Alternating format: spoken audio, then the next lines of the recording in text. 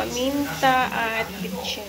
Ito naman po ang repolyo at red bell pepper, carrots para sa pansit.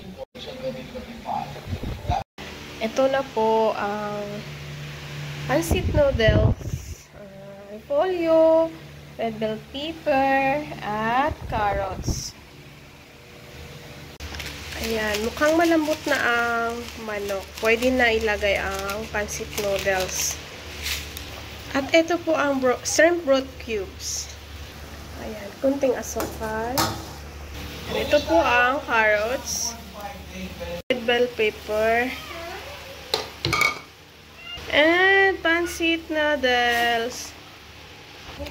And last is cabbage, repolyo. Ayan, lapit na siya maluto.